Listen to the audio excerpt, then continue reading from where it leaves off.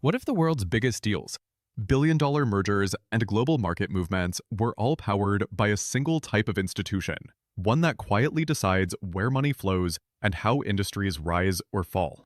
That's the world of investment banking. It's one of the most powerful, mysterious, and misunderstood corners of finance. Most people picture sharp suits, skyscrapers, and endless spreadsheets. But behind that image lies a system that built empires, fueled innovation, and sometimes caused chaos.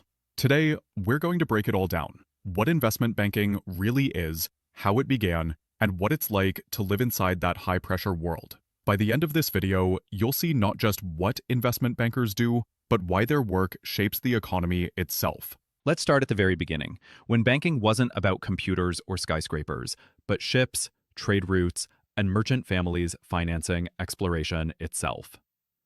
Long before Wall Street existed, the earliest investment bankers were merchant traders. In medieval Europe, powerful families like the Medici in Italy and the Rothschilds centuries later didn't just store money, they moved it.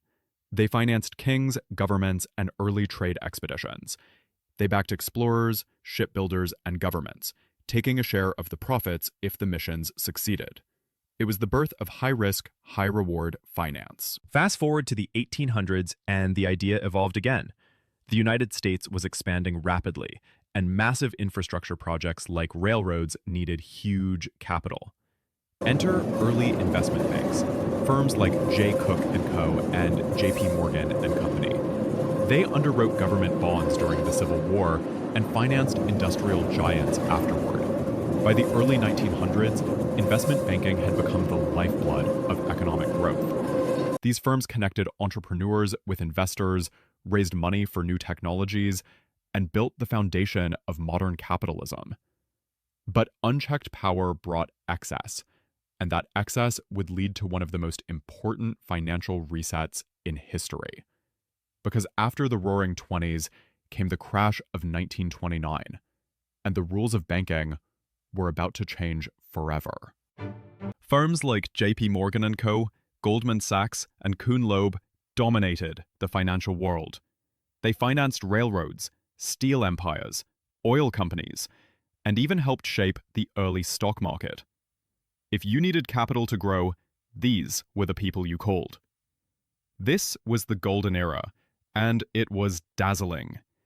Investment banks weren't just financing businesses, they were building nations. The sheer flow of money created an illusion of endless prosperity. Investors poured in. Companies went public faster than ever. Everyone seemed to be winning. Until it all came crashing down. In 1929, the stock market collapsed. Banks that had underwritten risky securities found themselves holding worthless assets. Millions lost their savings, and the public's trust in banking vanished overnight. In response, the U.S. government passed the Glass-Steagall Act of 1933, a law that separated commercial banks, the ones taking deposits, from investment banks, the ones selling securities. The idea was simple: keep people's savings safe from speculative finance. That law changed everything. Investment banks had to focus strictly on advisory, underwriting, and market making. This reshaped the industry into what we recognize today: sleek, fast-moving firms specializing in corporate finance rather than public deposits. But regulation didn't kill investment banking. It refined it. In the post-war years, new financial instruments, global trade, and booming corporations made investment banks even more influential. And as we entered the late 20th century, one question started driving it all. What exactly do these banks do? At its core, investment banking is about one thing: connecting people who have money with people who need it. But that simple concept branches into a network of complex, high-stakes services. There are two main divisions: corporate finance and capital markets. In corporate finance, investment bankers act as advisors. They help companies raise capital, buy competitors, or sell parts of their business. Imagine Company A wants to acquire Company B for $10 billion. Investment bankers design the deal, value the companies, structure the financing, and negotiate the terms. In capital markets, banks help companies raise money from investors. They underwrite IPOs, initial public offerings, or issue corporate bonds. Essentially, they bridge the gap between a company's need for cash and investors' hunger for returns. Beyond that, large investment banks also operate trading desks, where they buy and sell securities, and asset management arms, where they invest on behalf of clients. Some even have research divisions that analyze markets and advise institutional investors. It's a world of numbers, strategy, and psychology, where one decision can move billions. Investment banking isn't just about finance. It's about trust, timing, and precision. And those who work inside these firms live a lifestyle few can handle: demanding, lucrative, and relentless.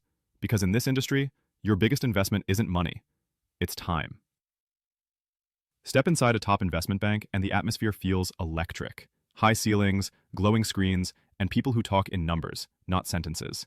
The pace is relentless because every deal has a deadline and every hour counts. For analysts, the youngest in the hierarchy, it's not uncommon to work 80 to 100 hours a week. Late nights, early mornings, and weekends blur together. Their job?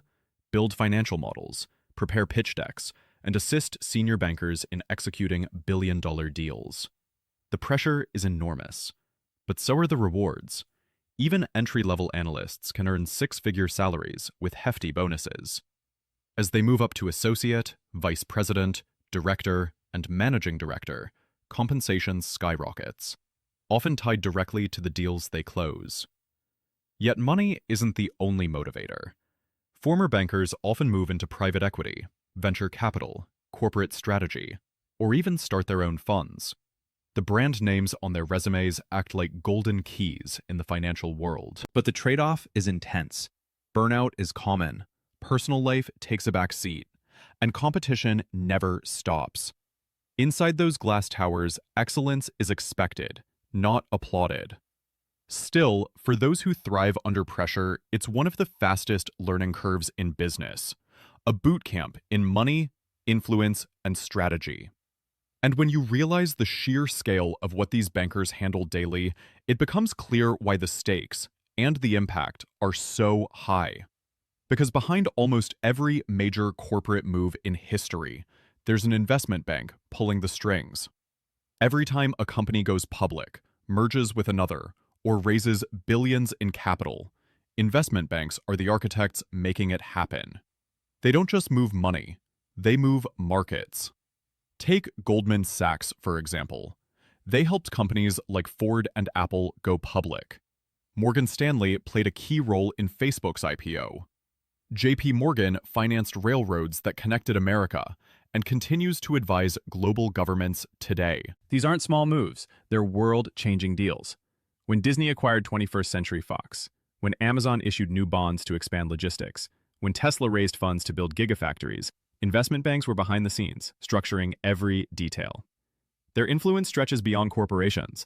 During financial crises, governments often turn to these same banks for advice on how to stabilize economies or restructure national debt. Their knowledge of markets gives them extraordinary leverage, and sometimes controversy. Warren Buffett once said, "Wall Street is the only place that people ride to in a Rolls-Royce to get advice from those who take the subway."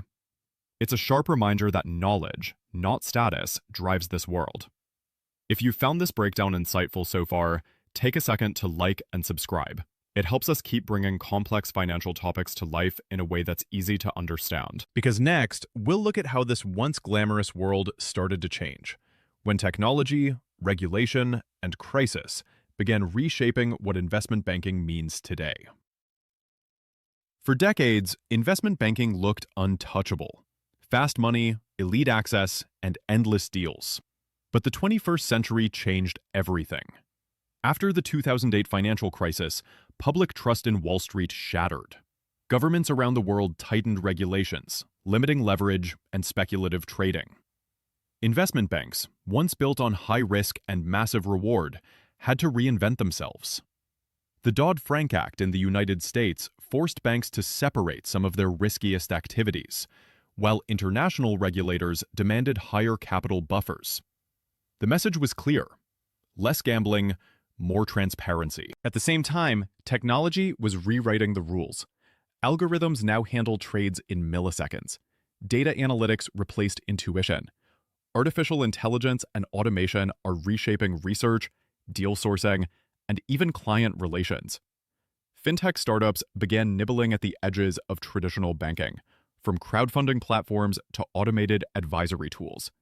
The once exclusive world of investment banking became more open, more digital, and far more competitive. Globalization added another twist. Deals that once happened within countries now span continents. A merger in New York might involve investors in Dubai, regulators in London, and suppliers in Shanghai, all connected in real time. And the pandemic forced a new era of virtual deal-making. Bankers closed billion-dollar transactions over video calls, something unthinkable a decade ago. The modern investment banker is no longer just a finance expert. They're a technologist, strategist, and negotiator rolled into one. The suits might look the same, but the battlefield has changed. But even with all that evolution, one thing remains constant: the art of the deal. Let's pull back the curtain on how investment bankers actually make one happen. Every deal in investment banking follows a rhythm: part science, part psychology, and part storytelling. It starts with sourcing. Bankers identify companies that might want to sell, buy, or raise money. They reach out quietly, testing interest before any public announcement. Once both sides show curiosity, the dance begins. Next comes valuation, determining what the company is truly worth. Analysts build detailed financial models, studying revenue, assets, and future potential. This stage is meticulous because even a small miscalculation can mean millions lost. Then comes pitching. Bankers present proposals to clients showing how their firm can structure the best deal. If chosen, they move into due diligence, digging through every detail of the target company. Once everything checks out, bankers design the structure: how much to pay, how to finance it, and who gets what. Lawyers, accountants, and executives all enter the room. Negotiations can take weeks or months, often happening behind closed doors. Finally, when both sides agree, the deal closes. Money changes hands, press releases go out, and bankers celebrate. Briefly. Because in this business, the moment one deal ends, the hunt for the next one begins. It's intense, calculated, and surprisingly human. Behind the spreadsheets are emotions: ambition, fear, ego, and hope, all colliding in boardrooms where billions are at stake. Because investment banking doesn't just shape companies, it shapes the world you live in. Every time you use a smartphone, board a plane, or buy something from a major company, there's a good chance investment banking played a role somewhere in the background. When Apple wanted to expand globally, investment banks helped issue bonds and raise billions in capital.